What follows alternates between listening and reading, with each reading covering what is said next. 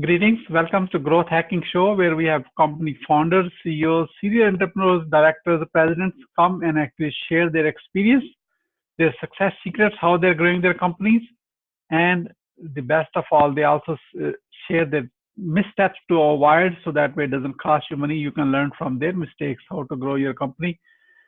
In case you don't know me, my name is Mohammed Siddique. I am the host of Growth Hacking Show and the co-author of New Success Secrets, available on Amazon. And today I have a very special guest. He is the president of Advanta-STAR Automotive Research from St. Louis. And over 3 decades of experience, I'm sure you can agree with me, he has learned a thing or two at least we can learn combined from his wisdom and his knowledge how to grow our business. Okay, so please set aside all the distractions and join with me to give a warm welcome to President of Advanta-STAR Automotive Research, Withan Lemmon. Withan, welcome. Oh, welcome. Thanks very much, Mr. Siddique. Withan, let me start with this. Where were you? What happened? Who you were surrounded with that inspired you to get into this automotive research business? Oh, yeah. Actually, I was at a small Dodge dealership that had just opened. I was one of the managers with Troy Duhan, who's now has a large dealer group. And instead of the Dodge Caravans and Dynasties and Shadows we ordered, they sent us 24 of this little guy. It's a Dodge Omni. And we called and complained and said, well, where are the cars that we did order? And we can't sell this. This is like a 2-year supply. And the Chrysler rep on the phone told me, no, it's more like 3.5. And so we were looking at a very large inventory of cars that we didn't think we could move. They were outdated. And no one was very interested in them. But I was able to research through all the different magazines and publications through the government. At the time, you had to actually write off to the National Highway Traffic Safety Administration, and they would send you back the crash test results. And I put together a 43-page list of all the different advantages that the Dodge Omni had over all the small, inexpensive cars at the time. And our dealership was able to sell all of them before any of them had a single birthday. And we didn't lose money on them. We made money on most of them, not a whole lot.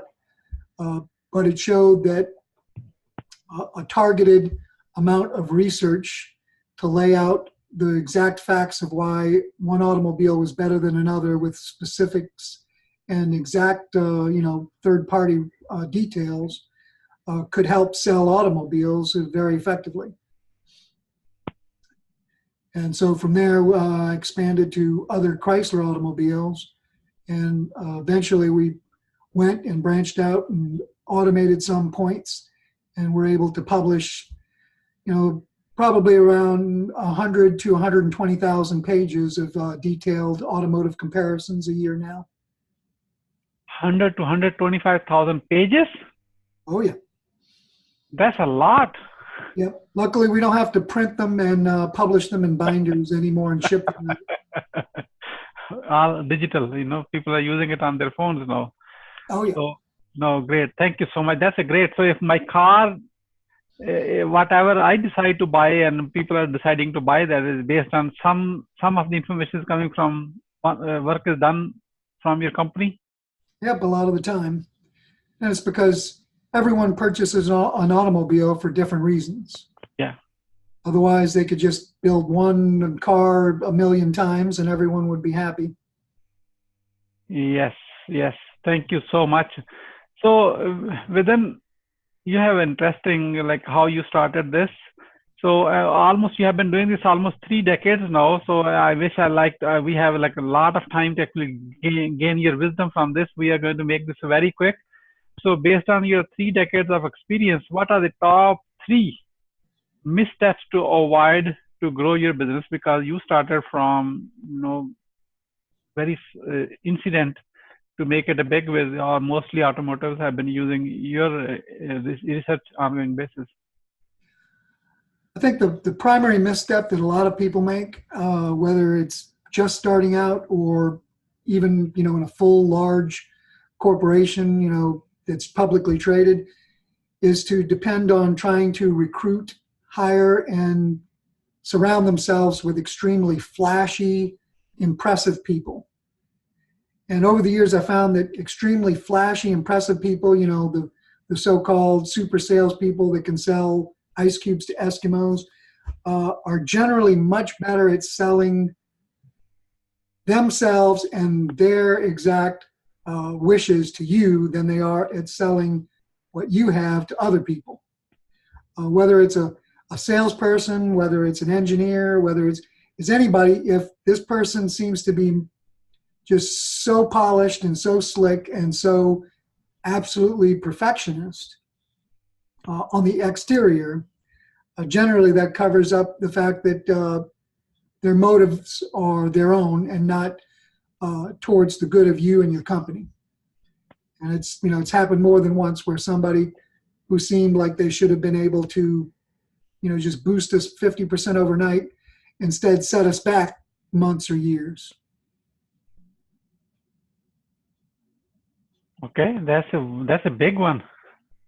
Yeah, it's a very big one. I've found that if you hire someone who's basically competent, not at the top of their field, but has extremely ethical mindsets, that these people will do much, much better for you in the long run. Wonderful. That's your first misstep, so I need two more. Two more. Well, another one is spending money just to throw money at a problem without being very investigative and conservative. In the early days, we would just think, well, we have to get a larger market share. We have to get the word out. And we would just say, well, how much does a full page ad in Automotive News cost? That's a lot of money. That must do a lot of good. And of course, without investigating exactly what type of ad, how long it should run, that's $26,000 you'll never ever see again. Yeah. So to just throw money at a problem without being very, very cautious, investigative, without doing a lot of research, and basically without going in very slowly and carefully and studying the problem a little bit at a time. It's much better to run a 2-sentence classified ad with different wording over a long period of time for much less money, find out what the results are so that you can work backwards from those results and then extrapolate forwards before you spend money on a slightly larger ad, maybe a 2-column or 1/3 of a page ad. But throwing large amounts of money at something without investigating and thinking you'll get a proportionate return is also a rather big mistake that a lot of people in the beginning can make. So you got one more, right? Yeah. This is a mistake that anybody creating a kitchen table enterprise from the ground up is bound to make, unless, of course, their degree is in accounting or something like that. And that is just paying bills, taking in money. Everything will balance itself out of the end, just not keeping records like, the checking account is still positive. Let's just, let's go with it. I mean, besides the fact that they're large governmental entities at each step of the way, that'll be looking out for you once your head pops up and you make, your first 100 or, $500,000 or whatever. Just the fact that by not keeping explicit records financially and in other ways, you lose all track of where things are going, where they're coming from, so you can't make proper adjustments. And so what a lot of people fail to do is to put into place proper accounting methods from the very beginning and keeping them up to date. It was said that back in the 30s, Ford was hours away from bankruptcy almost continually. And what was going on in their accounting department was they actually estimated costs, expenses, and income by weighing invoices on scales. And so literally, their records. It's not a wives' tale. At Ford Motor Company, the accountants would just weigh the invoices on scales to determine, if they were going to be able to make it or not that month. So know your numbers too. Yep, you have to know your numbers, even though obviously a CEO can't know every single expense line. You have to have, and again, it goes back to the first, you have to have conscientious, good, competent people behind you that will call you up and say, why is there a receipt from the LA trip for this, or why was there an expense on the credit card from that? And it may seem awfully annoying, but the fact is that without that, you lose all track of expenses, because expenses basically start with a stick of gum. And if you don't keep track of that, then somebody bought 3 grand pianos behind your back, and you have no idea why an automotive research company has 3 grand pianos. Yeah, thank you so much, Withan. That's very interesting, very unique perspective. And now I can tell the next one is coming even more better answers than this one, because that's the positive. Because we all don't want to deal with those details. However, it's a necessary evil. Is that right? So let's move along. What are the top 3 success secrets for the business growth from your experience? Well, I have to give you the real pat, answer that everybody gives, but then I'll give an explanation which fills it out. Yeah. Just sticking to it, not giving up. And of course, that's what everyone says is that the main thing to success is to not just give up, but to keep trying over and over, as long as, it takes. Yeah. Of course, it sounds really pat and everybody says it, but that's because it's really the truth. And, I have a specific story. We set up a database to help keep track of all of the automotive facts that we were using to compare automobiles. And we wanted to automate it so that we could automate the publishing of the different comparisons in English, because when we compare the wheelbase of 2 cars or the stopping distance, we don't just put stopping distance 104, stopping distance 110, wheelbase 112.2, 118.5. We write is that the Dodge so-and-so will handle better, ride more smoothly, and be more comfortable because its wheelbase is 3.8 inches longer than the Ford so-and-so. We explain in English the benefit fully, and so it's a long process.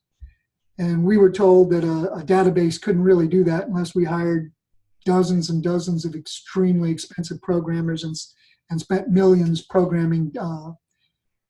on programming specific, very expensive custom software. Well, we tried to use a very common off-the-shelf piece of software. In fact, it's still being published, called FileMaker Pro, which people used to use to keep track of their record collections and their recipes. And of course, we were told, well, you could never do that with that piece of software. It's, it wasn't designed for that. And the manuals, of course, didn't tell you where you could build an automotive database out of it. But by continually using it to enter the data, and then one fact at a time, just trying to go down at it over and over, we'd ask the question, everybody who was in the industry would ask it over and over, how would you just, and we wouldn't ask them, how do you build an automotive database that can write comparisons? We'd ask them, if I have 2 columns of figures, how can I get it so they can pick the best figure out of each one of those, which has a difference over that one, and then write it and put it in a sentence like that. And we started getting coherent answers to these little tiny individual questions. So the idea of, persisting consistently is not only that you can't just do the same thing over and over. You can't just ask the same person over and over, how do I build an automotive database with an off-the-shelf piece of software? You have to ask different questions. You have to go with different people.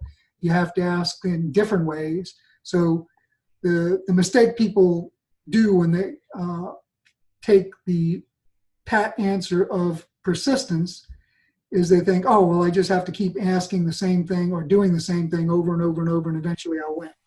But that's not how persistence works. Persistence works by doing variations on the same thing and changing it to get better results over and over and over. So if you ask for a job, the way to get the job after being turned down once is not to ask for the job 12 more times. You'll just get, met at the door by the cops. The way to ask for the job and get it with persistence is to try calling someone else in the company, asking someone else in the company, well, what is he looking for in a job? The way to do it is then to send a letter, listing all the different things that you can bring to the company. The way is to then maybe call and maybe send a gift. So persistence is not about beating the, yep. And the second thing that you need to do to succeed, kind of related to the first, is that you can't look at a project overall and try to tackle it as a whole. We recently came out with a new product, which we looked at doing 15, 20 years ago.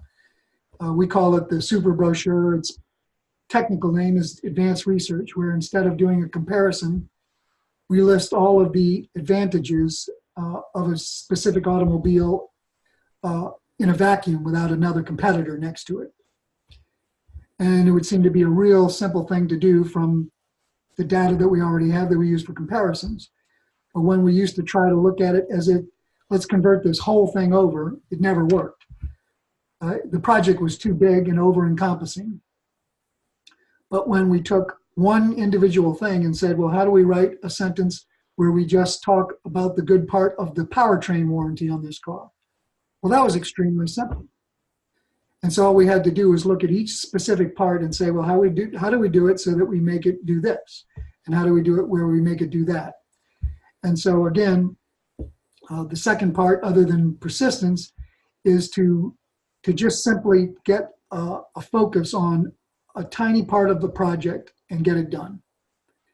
If you can break down something into much, much smaller parts, arrange a doable small part of the project and put it in front of your team and break it down for each one of them. So you don't tell one guy, well, you have to do the entire powertrain thing, or you have to do the entire, you tell the guy, I just want you to come up with a calculation and a part of programming that takes the fuel tanks and presents the fuel tank sizes in a way that shows the advantages and what the fuel tank sizes are in an English sentence. And that he can do. He can come back with you in a few hours or a day or so.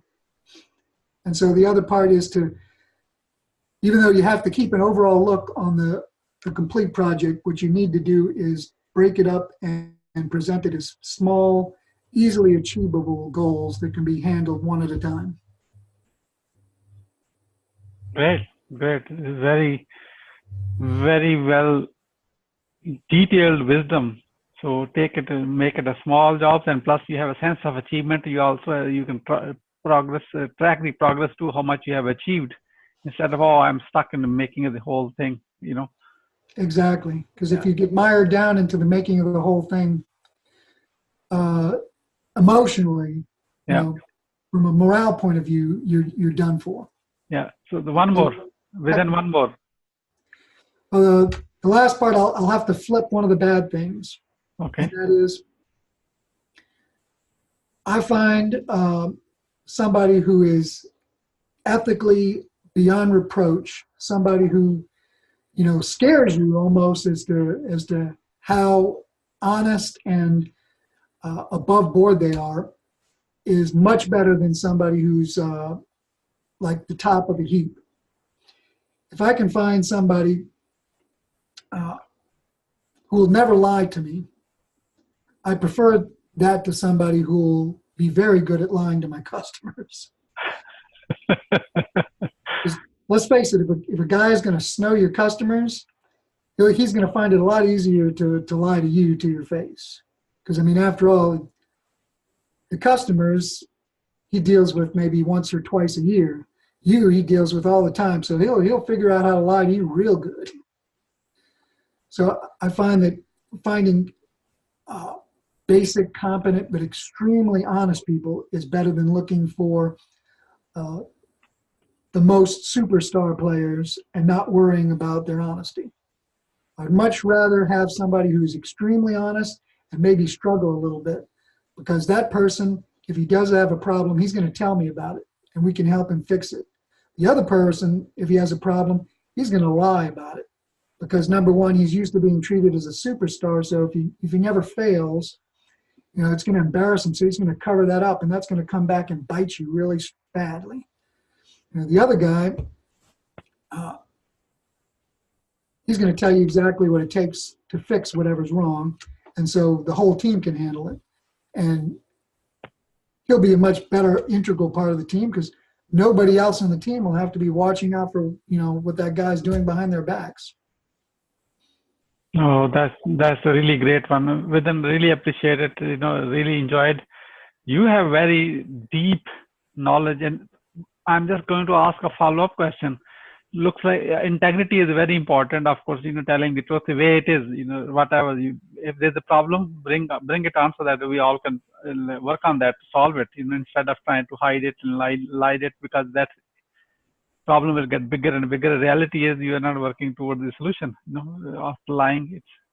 So how do you, when you hire someone, how do you identify that person is honest one in that case? You know, based on your experience. Well, there's no easy or short answer to that one. Yeah. Obviously, you know, if someone is trying to come across as the best of the best and, you know, just pouring it on real thick, that's a good indicator that, you know, maybe that person is not the best fit in all ways. Even for, you know, people think, well, that's what I want in a sales job, but no, that's not really what you want. That might help your 1 quarter, or maybe even for half a year, but eventually, unless, you know, you're selling something that you only sell once, it's going to come back and be much worse for you. So generally, I look for somebody who, when I ask a question, doesn't give me the answer that he thinks I want to hear. I look for somebody who gives me an unvarnished answer, something that, you know, may have some excuse in it, but not an excuse where it's not that person's fault, but an excuse that, well, you know, it may not be possible to do this because of this atmosphere here, but we could try this. And so I look for somebody that gives me all of the information, doesn't try to hide or whitewash the bad parts, somebody that doesn't try to overemphasize their own importance or underemphasize what other people have done. And that's not something you can do in 10, 15 minutes. That's something that has to be done over a longer period of time. And so when we bring somebody into the team, it's generally a slow process. You know, we'll talk to them several times. We might work with them in a limited basis on some projects or certain other things, because in that way you can get a much better sense of whether it'll work for both parties. Because even if you get somebody that helps your business tremendously, you don't want that if it's going to hurt that person. Yeah, definitely. No, it's a great knowledge. So within how Advanta-STAR Automotive Research is, you know, as a company, you're growing it right now. Well, like I said, we used to just do comparisons, but now instead, we also do the super brochure. Another large thing that we're doing right now is content, as you know, is king. In fact, we're creating content right at this moment. And so we're developing an internet magazine that's for the consumer instead of for the manufacturer and dealership about automobiles, called the carchat.net. And at the carchat.net, we cover things that normal car magazines and internet magazines do, like the L.A. car show, which I just got back from a week ago. But we also cover interesting topics that affect people strongly, but haven't been covered before. Like the fact that many people that are in moderate to serious car accidents don't have their seatbelts replaced, even though a seatbelt that was worn during a moderate to severe car accident is almost always compromised. And if the person is in another car accident, even though the rest of the car is repaired, that seatbelt could fail, causing them great injury or death. And so we try to cover things that can inform people and perhaps cause actual changes to occur. Very good. Very good. This is great. So how the Growth Hacking Show community, people who are watching this right now, how they can support you, Withan? Well, actually, we're looking for content. And so if there's anybody around that thinks that they can add content to an internet car magazine, car reviews, interesting stories about road trips, interesting stories about the old days, starting cars with carburetors by spraying the ether down the air filter, whatever it is, if you think it would interest people and perk up their day and be something that could drive them to the website. We'd love to talk to somebody who would be interested in contributing content in the internet magazine. So wonderful. So if you are in automotive or you love cars and you have interesting story to share, go ahead and contact with them, because there is something you have and they are looking for. There could be some match, and you go ahead and connect with him on LinkedIn and initiate the conversation. Thank you so much. As we are about to wrap up, I am going to fill in with one more question, Withan. Running a business in almost 30 years is a roller coaster. Sometimes it's going up, and so even though you do a small task, sometimes it's going down. So it's like a roller coaster. So here's my question. When you feel in a down moment in a business, what keeps you going? How you keep going?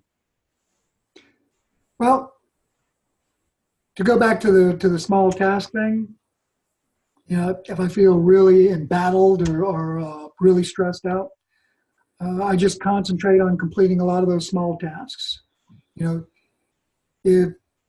If some large dealer group, say in Florida, has decided to infringe our copyright multiple times, and I'm, paying lawyers and going to depositions and facing a huge day in court, if I can tweak a calculation so that I can make a comparison on automatic windows that go up and down in the back versus one that go up and down on all four windows, and make it work, more perfectly in every situation.